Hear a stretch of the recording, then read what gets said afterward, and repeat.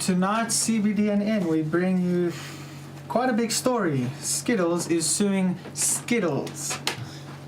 So Mars Wrigley company takes on cannabis company that is producing a brand of cannabis called Skittles. Right, the Skittles say their name and their packaging and their logo, and even their slogan is very much similar to that of their own. This is doing harm to the image of their company because I suppose one of their target markets is children. This evening we're going to be having a look at candy. the honey pack. And what they're saying is that they're claiming to sell candy laced with THC, as they call it. Adults love candy as well. Yeah, especially when we get the munchies. Stoners love candy. That's why they use it, because the they're bigger like, target market is us, actually, rather than the children. And because it's a nice word that kind of rolls off of your tongue, Skittles, you know, it's easy to say and whatever.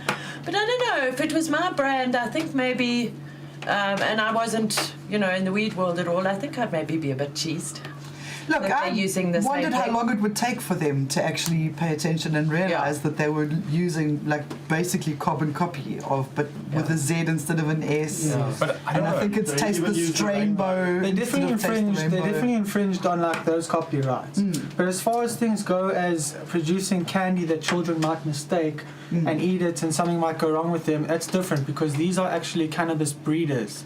They do not sit there and make. That's Terphogz. But they don't sell edibles that children might mistake. Terphogz. Exactly. The company, Skittles is just a strain name. Exactly. It's not just a name of a product. Actual it's not product. The guys at Terphogz, they're the guys that breed it and do the breeding and everything. If anything, it's advertising. It's like if you had a Skittles flavour of tomato. Skittlez is just jealous that Terphogz used their branding to get ahead.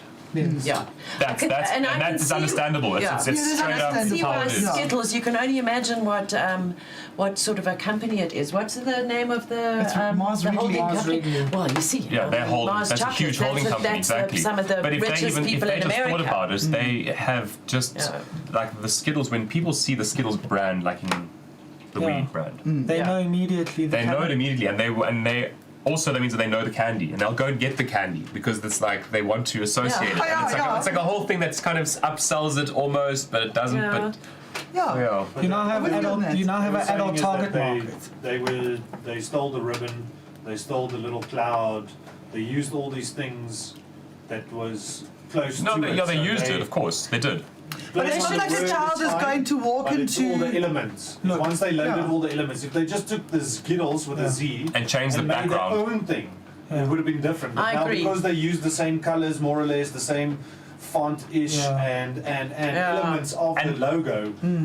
And you know what's really surprises me? It's an American company that did this. Look, we've seen the land of suing. Like everyone will sue everyone just because they can. And like you take that chance against one of the biggest companies in America. Mars Wrigley, are you joking? But The it biggest took sweet them how long to factories in the notice? world. Like, So we've seen it happen to breeders in the past as well with your Gorilla Glue strains, which now can only be called GG number 4. You won't see Gorilla Glue anymore because they got sued.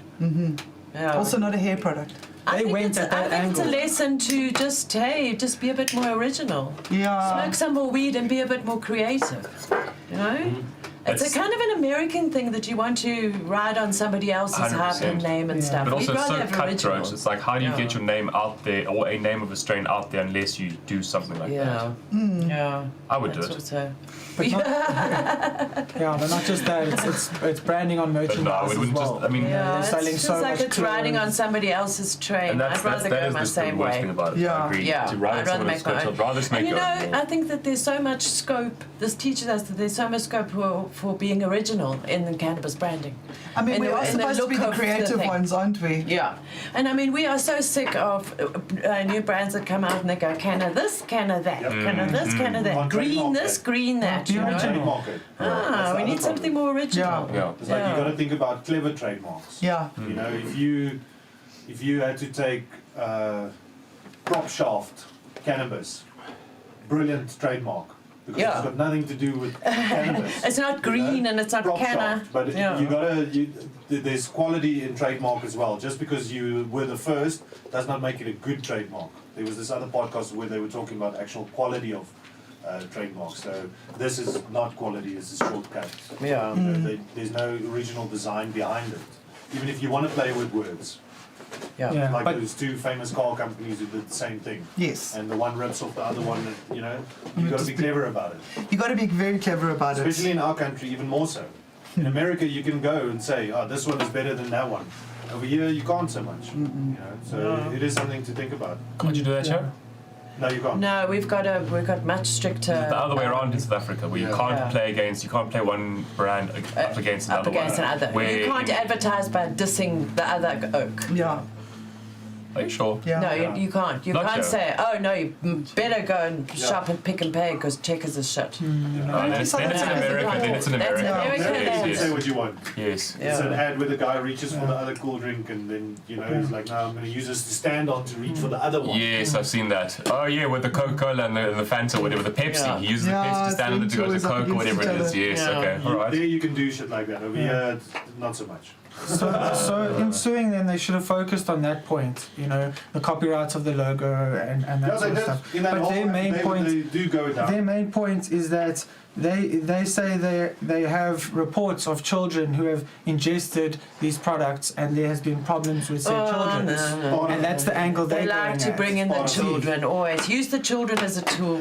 Now, how is again- a child going to, unless their parents have bought it and not put it away somewhere safe at home, a child is not going to be allowed to walk into a dispensary and buy Yeah. cannabis Ask that. Skittles.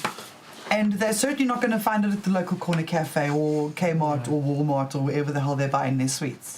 They're not Not going to find the sweets. weed there. It's not sweets. It's not though. sweets, It's not even it's sweets. weed. It's sold in No, a but I'm saying dispensary. the kids, Yeah. the sweets version, Yeah. unless it's at home, the kids have got no chance of mixing it up or getting it in their hands. So these people with their, what about their children, like, you know. These people don't know what they're talking about because they just think that it's a sweet. They don't actually understand what they.